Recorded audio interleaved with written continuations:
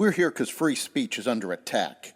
We're here because people are being convinced that socialism works.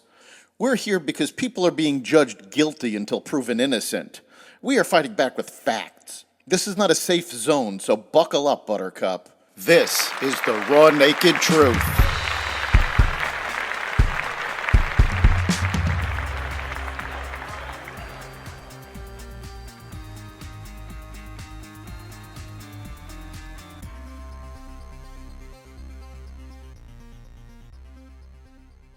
Hunter Biden guilty, terrorists apprehended in the U.S., Afghanistan a safe haven for terrorists, new inflation numbers, and more. Welcome to the Raw Naked Truth. I'm your host, Eric Lopkin, and here's the news you need to know. Hunter Biden was found guilty on all charges Tuesday in his historic criminal case focused on his purchase of a handgun in 2018. The jury deliberated for a total of 3 hours between Monday afternoon and Tuesday morning. Hunter Biden was found guilty of making a false statement in the purchase of a gun, making a false statement related to information required to be kept by a federally licensed gun dealer, and possession of a gun by a person who is an unlawful user or addicted to a controlled substance. One juror stated after the verdict that he didn't buy Hunter's story at all. 8 Tajikistan nationals with ties to ISIS were busted by U.S. Immigration and Customs Enforcement in conjunction with the Federal Bureau of Investigation's Joint Terrorism Task Force in 3 major cities, a federal source confirmed. The arrests took place in New York City, Los Angeles, and Philadelphia in recent days, according to the source. All 8 Tajikistan nationals crossed the U.S. southern border illegally, and according to a federal source familiar with the sting, no derogatory information was initially flagged with U.S. Customs and Border Protection or with the U.S. Department of Homeland Security during processing. The suspected terrorists were fully vetted and nothing was flagged, according to federal sources. The Coast Guard intercepted hundreds of migrants in overcrowded boats headed towards the United States over the weekend. In total, 305 people fleeing the Bahamas and Haiti were busted for unlawful maritime migration attempts during Operation Vigilant Sentry and rescued from unsafe vessels and returned to their countries. The major operation last week came on the heels of President Biden's controversial and hotly debated immigration policy enacted June 4th that bars asylum for migrants who illegally enter the U.S. by land or sea. Irregular maritime migration is unlawful and extremely dangerous, Coast Guard Enforcement Officer Lieutenant Nick Fujimoto said in a statement on Tuesday. The OVS Maritime Border Security Mission is often equal parts law enforcement and humanitarian response, especially as we enter hurricane season and marine weather becomes more severe and unpredictable.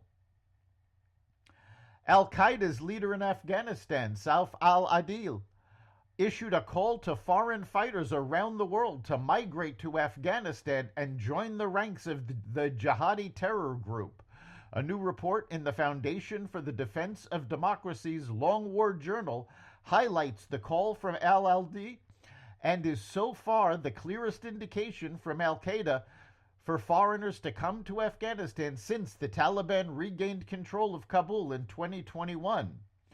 Bill Roggio, senior fellow at the Foundation for Defense of Democracies and editor of the Long War Journal, said the message officially pronounces Afghanistan as a safe haven for terrorists. Al-Qaeda is firmly ensconced in Afghanistan and has established training camps in 10 provinces, as well as religious schools, safe houses, a weapons depot, and a media operations center. Al-Qaeda is telling us it plans to use this terror infrastructure to attack the West, he warned.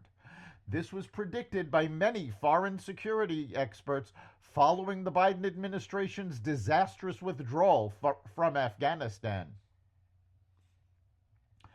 General Motors is trimming its expected sales and production of all-electric vehicles this year as U.S. adoption of EVs occurs slower than expected. GM Chief Financial Officer Paul Jacobson said the company now expects production of its all-electric vehicles to range from 200,000 to 250,000 this year, down from a previously announced range of 200,000 to 300,000. The company has recently said it will produce volume to match demand, which is growing more slowly than had been forecast. So at the lower end of that, and I think it reflects the momentum that we have in the business, Jacobson said Tuesday during a Deutsche Bank investor event. Jacobson said GM expects EVs to make up 8% of U.S. sales industry-wide this year. That's lower than many other auto analysts' forecasts, which expect EVs to represent around 10% of industry sales in 2024. The Consumer Price Index was unchanged in May on a seasonally adjusted basis, after rising 0.3% in April, the U.S. Bureau of Labor Statistics reported today. Over the last 12 months, the All Items Index increased 3.3% before seasonal adjustment. The All Items Index rose 3.3% for the 12 months ending May, a smaller increase than the 3.4% increase for the 12 months ending in April. The All Items Less Food and Energy Index rose 3.4% over the last 12 months. The Energy Index increased 3.7% for the 12 months ending May. The Food Index increased 2.1% over the last year. That's the Raw Naked Truth. You can catch every episode of The Raw Naked Truth at xvadio.com, the Apple Podcasts app, Google Podcasts, Spotify, iHeartRadio, Audible, Amazon Music, and other platforms that respect freedom of speech. We'll see you next time.